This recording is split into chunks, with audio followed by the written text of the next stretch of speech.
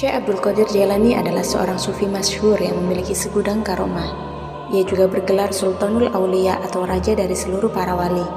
Salah satu kisah karomahnya adalah tatkala ia bertarung melawan setan, iblis, dan hawa nafsu.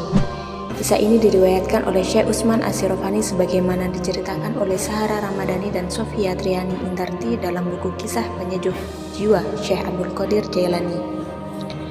Syekh Utsman Asyirofani menceritakan bahwa ia pernah mendengar Syekh Abdul Qadir Jailani yang mengatakan pernah bermukim sendirian di kawasan Gersang.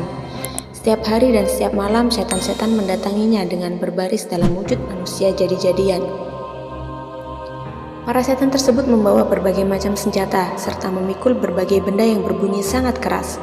Mereka terlibat perkelahian dengan Syekh Abdul Qadir Jailani dan melemparinya dengan bola api. Menghadapi kejadian itu, Syekh Abdul Qadir Jailani justru merasakan ketentraman dalam hatinya yang sulit terucapkan dengan kata-kata. Syekh Abdul Qadir Jailani mendengar suara hatinya yang berkata, "Berdirilah dan serang mereka, wahai Abdul Qadir Jailani, karena kami selalu siap menambah kekuatanmu, dan kami akan datang dengan pasukan yang tidak mungkin terkalahkan oleh mereka." Kemudian ia melemparkan satu serangan kepada para setan. Sontak setan-setan itu berlari tunggang langgung dan pergi menghilang. Setelah itu ada sesosok setan yang mendatanginya dari tengah para setan yang berlari menjauh darinya. Setan tersebut kemudian berkata, "Pergilah dari sini atau aku akan melakukan begini dan begitu kepadamu." Setan tersebut memperingatkan Syekh Abdul Qadir Jailani terkait akibat yang akan diterimanya jika tidak meninggalkan wilayah tersebut. Kemudian Syekh Abdul Qadir Jailani menamparnya dengan tangan dan membuat setan itu berlari menjauhinya. "Tidak ada daya dan kekuatan kecuali bersama Allah yang Maha Tinggi lagi Maha Agung," ucap Syekh Abdul Qadir Jailani. Ia juga melihat setan itu diterkam oleh api dan terbakar hangus. Pada waktu yang lain, Syekh Abdul Qadir Jailani pernah didatangi oleh sosok yang wujudnya menyeramkan, bau badannya menjijikan dan memuakkan.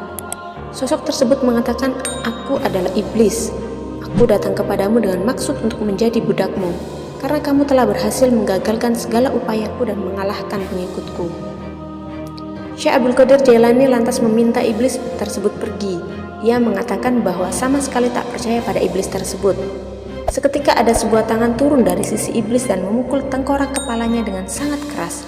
Hal ini membuat iblis terjungkal dan melesat ke dalam tanah. Dia pun menghilang tanpa jejak.